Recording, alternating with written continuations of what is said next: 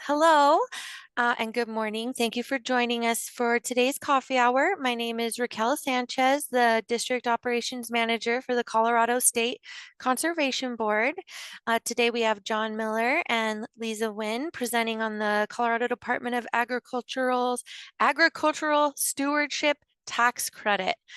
There will be time for the questions at the end. You can also put your questions in the chat and we'll answer them at the end of the meeting. But Liza, the floor is yours. Thanks, Raquel. Yeah, good morning, everybody. My name's Liza Nguyen. I'm the program coordinator for this brand new program, the Agricultural Stewardship Tax Credit, or ASTC, because we love our acronyms here at CDA.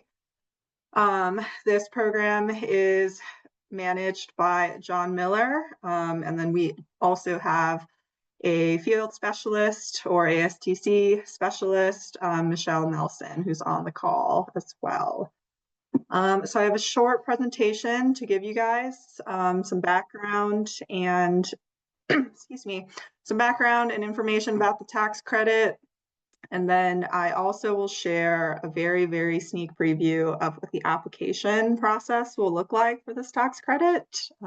It's never been shared before, so you guys are some of the first to be able to see it. Do you guys see my screen and see my presenter mode? Awesome. I won't really be able to see the chat box, so I'm going to ask John and Michelle to kind of keep an eye on those for me. So if you have questions, feel free to come off mute and ask them, or just pop them in the chat, and my lovely team will answer them. So yeah, this tax credit, like I mentioned, is new. It was established last year through a House bill. Essentially, this tax credit is for farmers and ranchers in the hopes to encourage them to actively practice one or more qualified stewardship practices on their operation, specifically for stewardship, so for the benefit of the land, whether that means increasing soil health, improving water efficiency, or just creating more diverse and beneficial ecosystems. So this tax credit, there's a lot of information on this slide. This tax credit, as far as we know, is the first of its kind in that it is based on practices that are implemented. So we're not necessarily looking at a particular metric, but we want to ensure that the producer is implementing at least one of the qualified stewardship practices.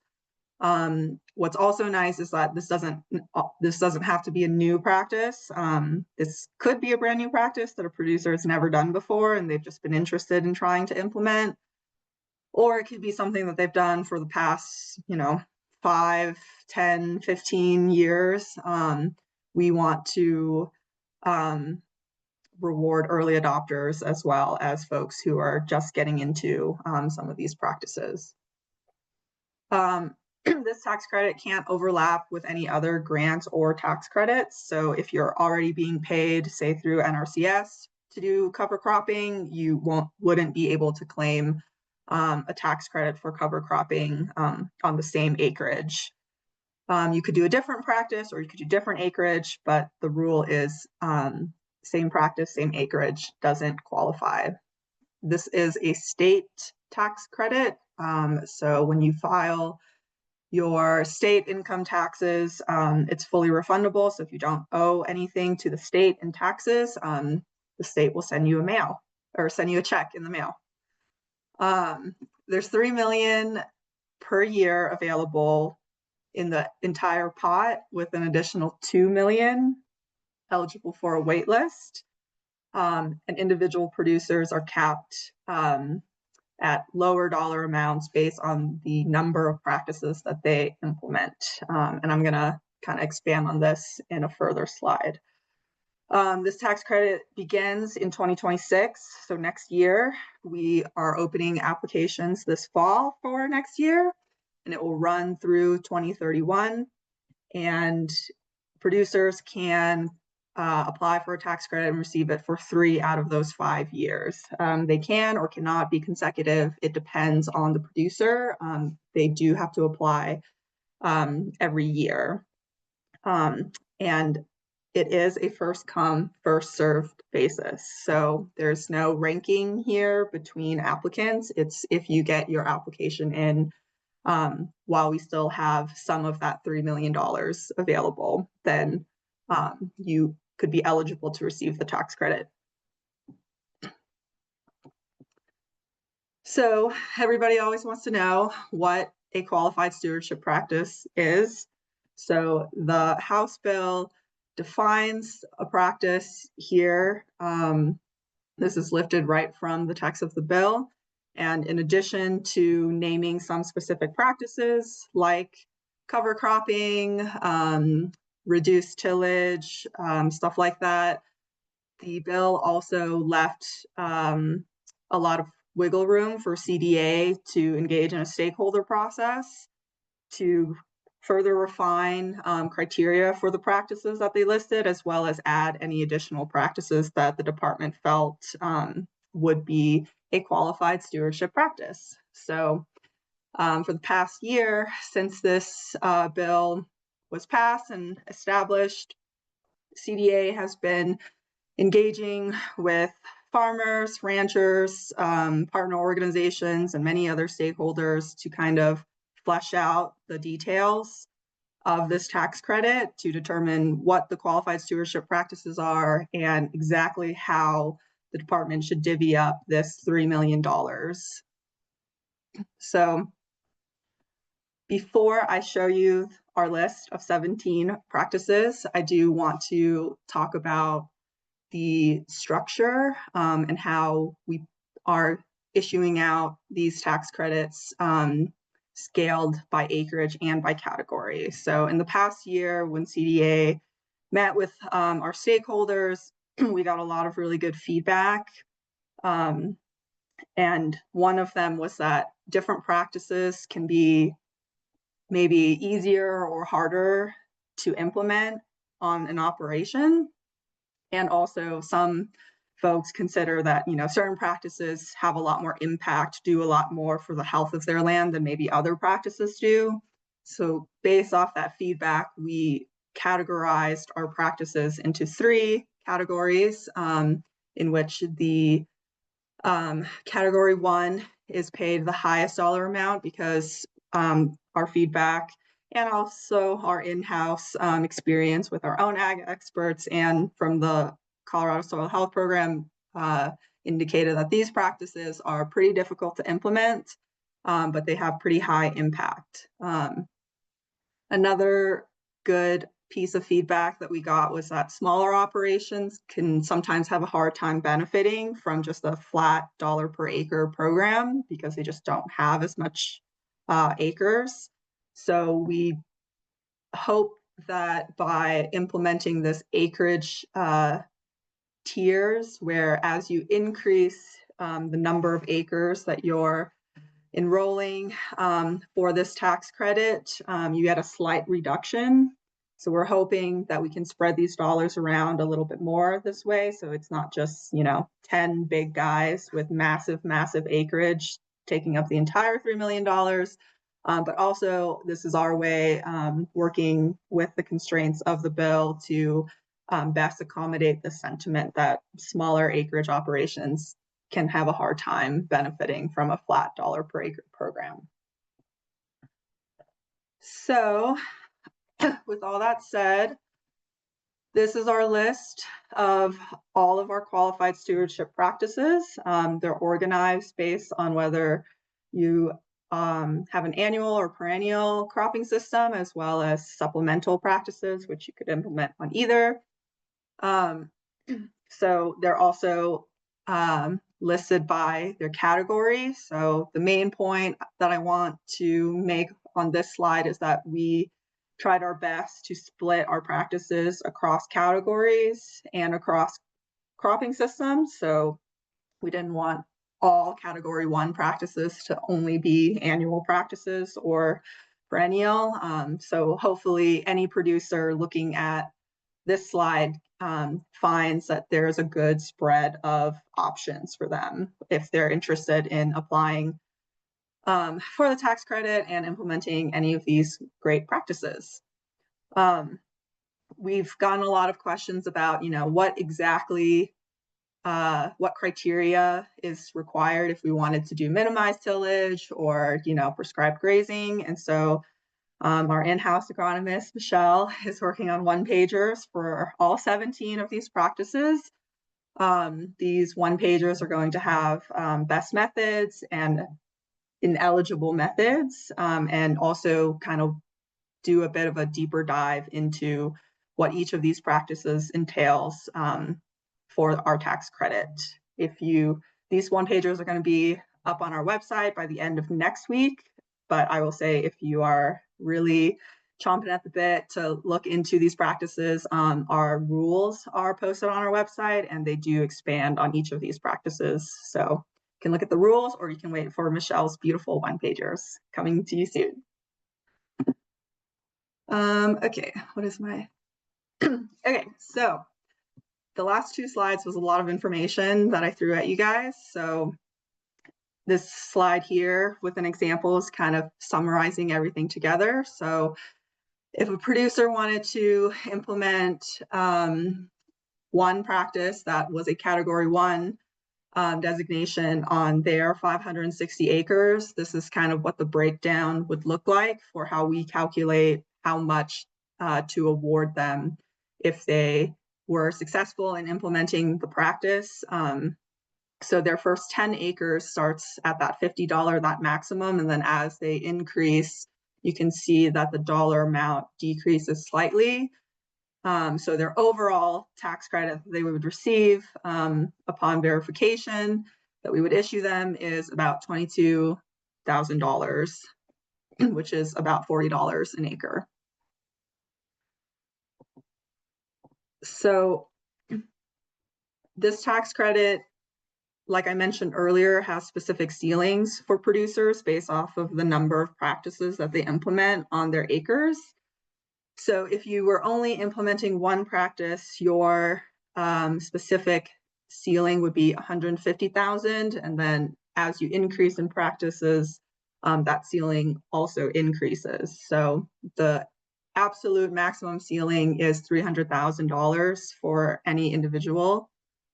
So you theoretically can see from our tax credit calculator how many acres you would have to implement 3 different practices on to try and hit that maximum. I will say we're not looking to just attract 10 big guys to eat up this entire $3 million.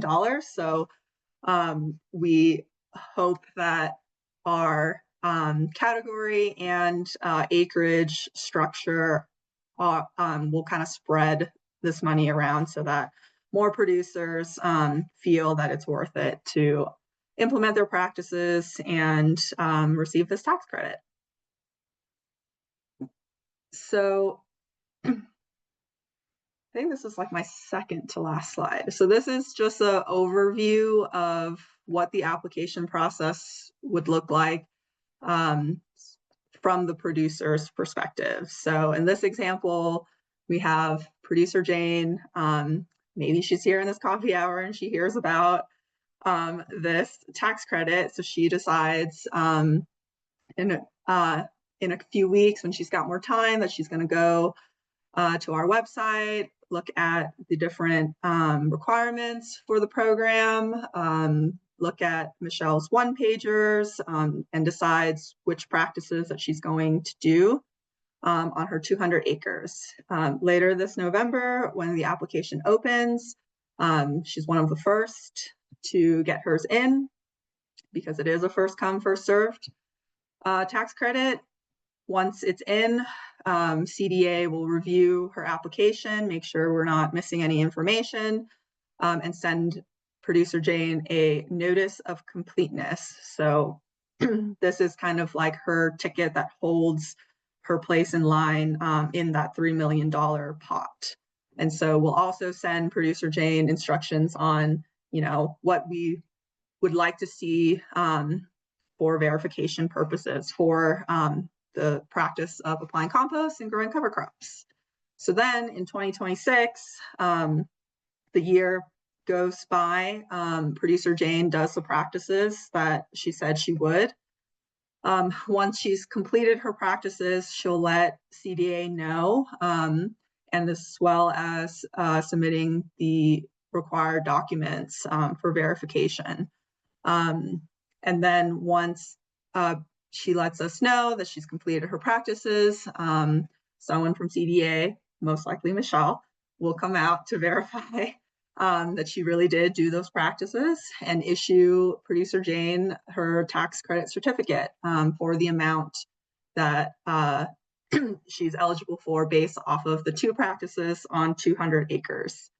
With this tax credit certificate, whenever producer Jane completes her state income taxes, she'll include that tax certificate and it'll be applied to her taxes. And like I mentioned before, it's a fully refundable tax credit. So if she didn't owe any taxes to the state, then the state would just mail her a check for this tax credit amount.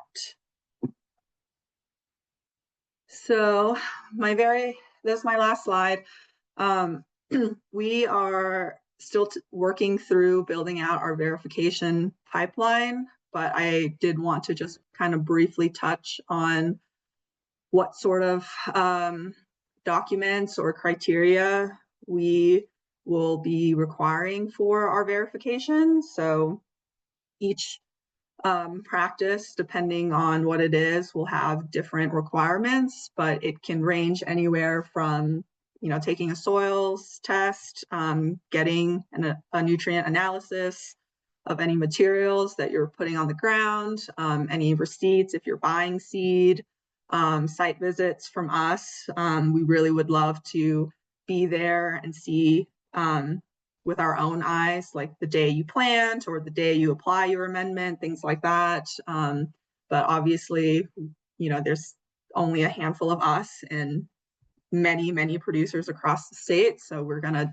certainly rely on time-stamped and geotagged photos, maybe videos, and ask that you provide detailed records when you can, just to help ensure that there's no fraud happening.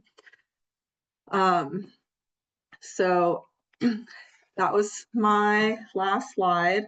I hope that this really brief overview gave everyone a good foundation to talk about this tax credit to producers in your network. I can't reiterate enough that the fact that this program is a first come, first serve means we really want as many producers to know about this tax credit program, so that when applications open, folks are prepared and we can really serve as many producers as we can.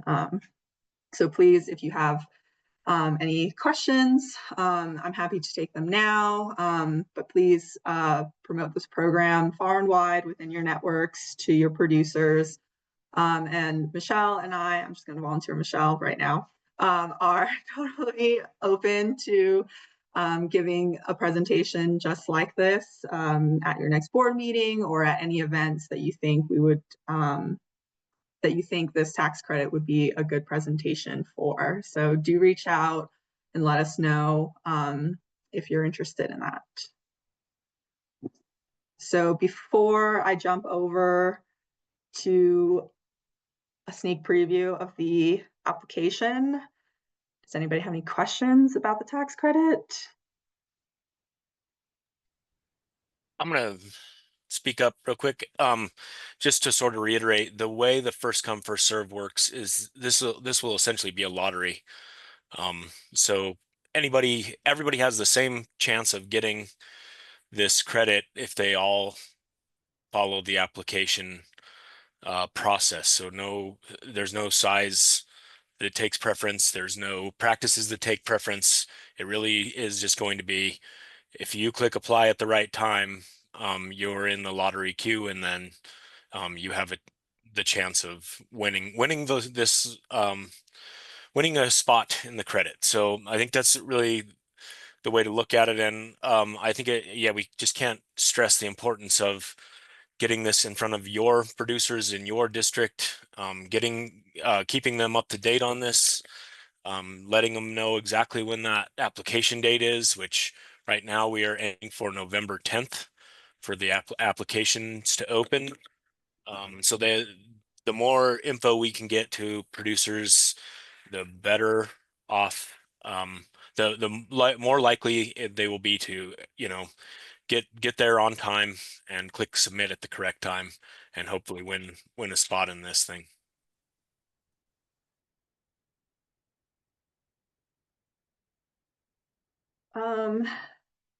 Penny had a question. Will you be doing site visits on any producer that would like more information?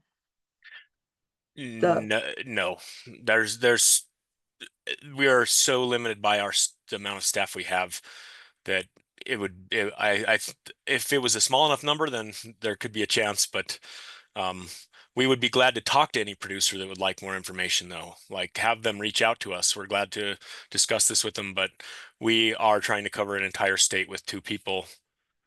So it would be pretty hard for us to get out there and do one-on-one site visits. One of the things we were hoping would be in this would be some technical assistance for people wanting to implement this, but it didn't come through in the final bill. So, but we're glad to talk to folks. Point them our way. Liza has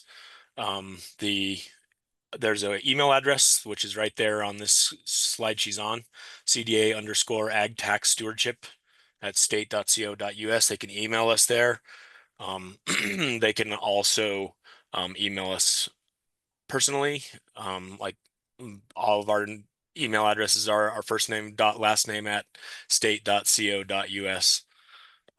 And we'd be glad to get back to them. Mine does have an A in the middle. So Michelle's does have an A in the middle. Yeah, maybe the middle initial.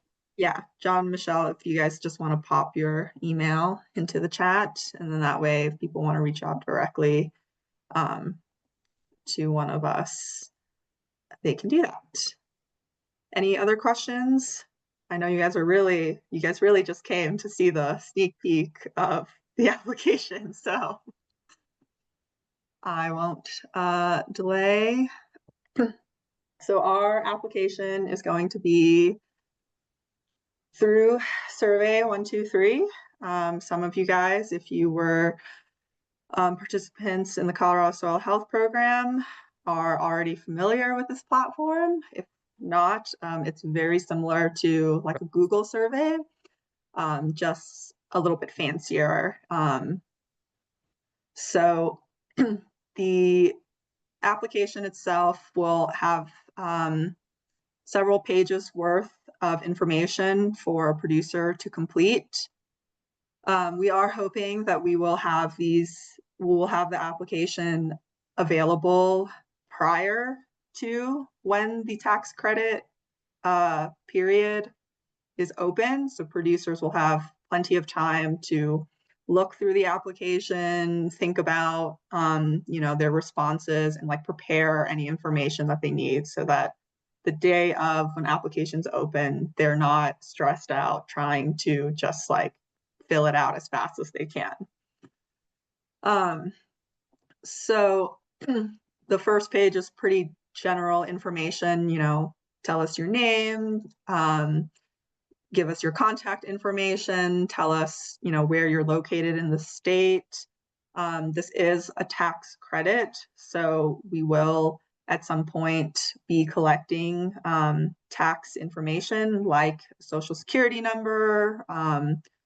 So producers applying will need to acknowledge that they are okay with CDA reaching out to collect tax information. And we'll just we try to keep the application brief, but still efficient for us. So we want to know kind of, what your primary cropping system is, your crop rotation, and then, the golden question is, what is the number of acres that you're enrolling?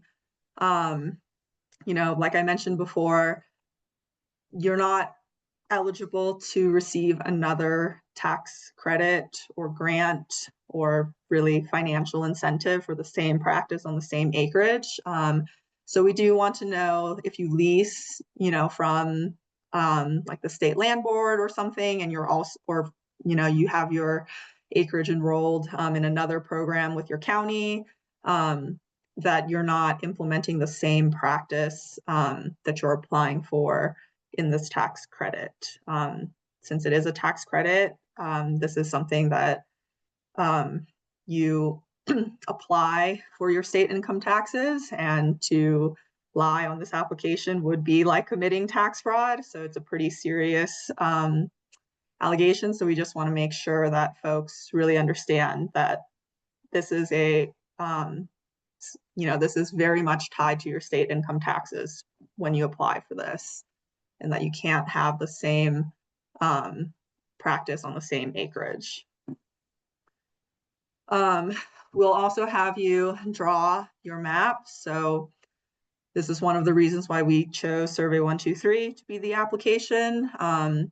Producers will get this question and will click, see their location, and then they'll be asked to draw basically the approximate area in which they're implementing their practice. So it's pretty straightforward. They can like adjust slightly where their field is.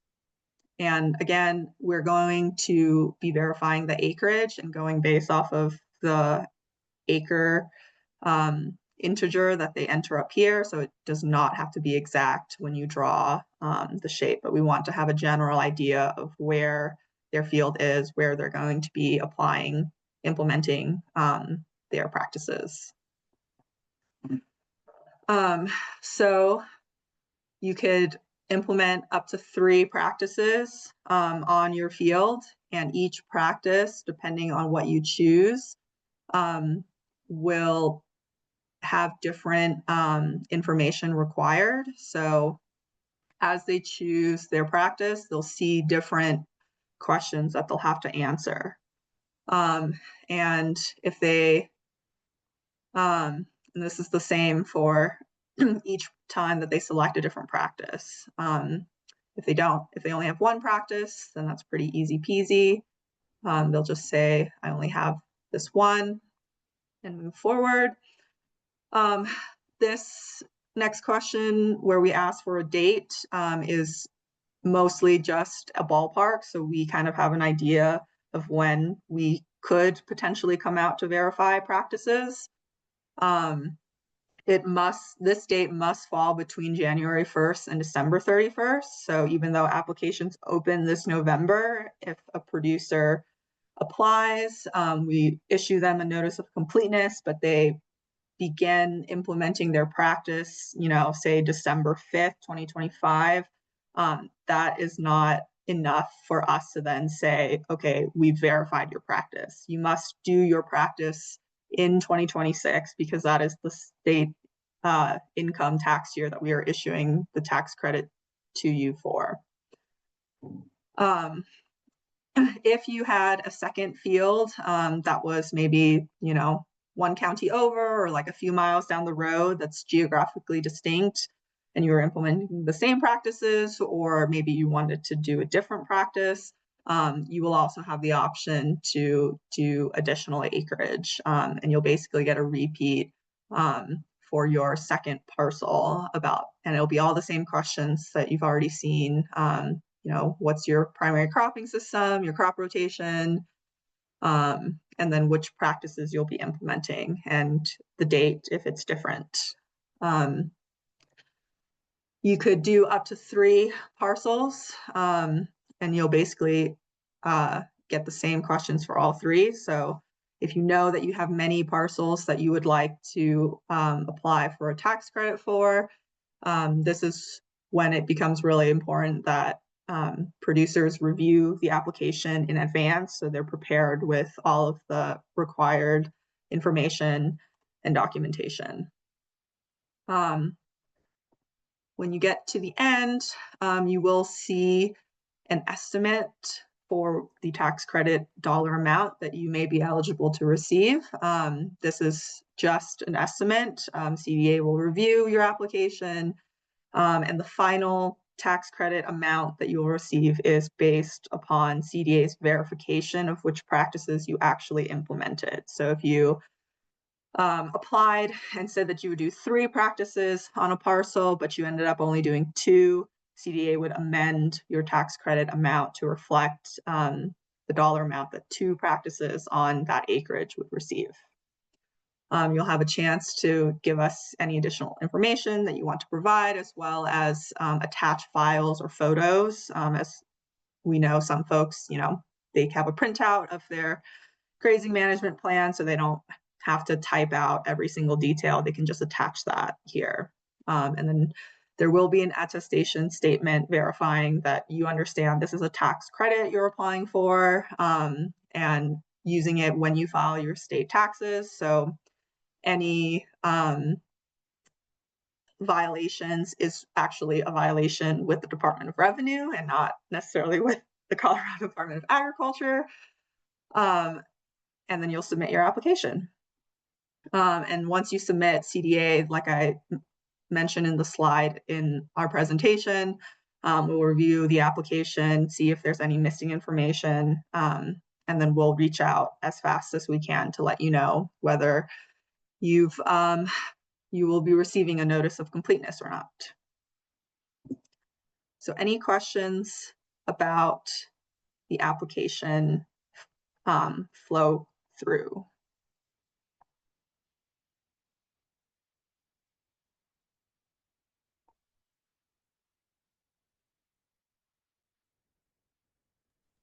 And we are working to create a platform here where people will have a login name and password that will be where they go in to find this application, and then they'll be able to hopefully create the application ahead of time, as Liza said, so not everybody's not doing it at exactly November 10th at whatever time we decide to open the applications.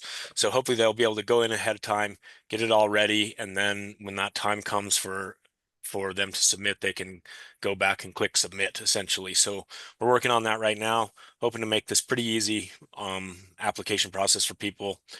And yeah, we will be doing these I'd like to just stress we're going to be doing these 2 webinars in September or October, sorry.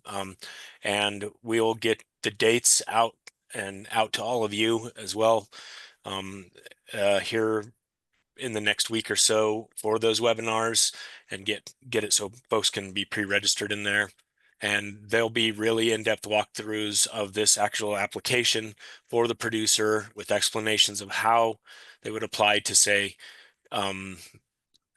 claim cover cropping and also claim livestock grazing on cover crops, and also claim irrigation water management for that parcel. So we'll walk them through some different scenarios of how they can stack the practices, how they can't stack some practices, but how they can stack others, etc. So we really are going to be leaning on conservation districts to help us get the word of those webinars out to folks. And we do have some flyers, Penny. We're glad to share them out to folks. They are we have a really nice like 1-pager flyer, and then we also have like half-page flyers that have QR codes on them, where folks can scan those codes and it'll take them to our website with our practice 1-pagers and stuff like that. So we can get that out. Yeah, Emailed out to you. And I was going to say the 2 biggest questions I always get are regarding CRP. CRP is not eligible for this program. And the other question I get from producers, if they have a lease on a state section. As long as they have the lease and they're not being paid for the same practice through another program, the state lease is eligible. And I am available to give presentations and to conservation districts or watershed groups. And my email and my phone number is in the chat. Yeah, our website, like I said, Michelle's going to have the one pagers up by the end of next week. Our website will be the best place to direct producers to. You'll find a copy of these presentation slides that I went through on the website, as well as that half pager that John mentioned that has a QR code. You can download it from our website to print out to distribute in your office, Penny. And then the tax credit calculator is also on our website now. So you can also begin directing producers to play around with that calculator to kind of see, based off of how many acres they have and what practices they want to implement. They can begin seeing an estimate of how much they could receive in the tax credit.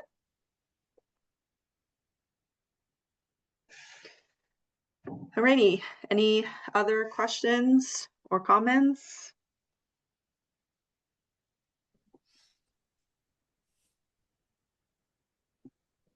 Alrighty, I'll pass it back to you, Raquel. Thanks so much for letting us present during the coffee hour, and thank you everybody for your attendance. Yeah, of course. Thank you. I think it's a great opportunity. And so I will finish the recording and get it posted on our website and our YouTube channel. And I will get it sent out to everybody. If you have any questions, you know how you can reach me. And now we have all their information as well. But thank you. Thank you, everyone. Enjoy the rest of your day.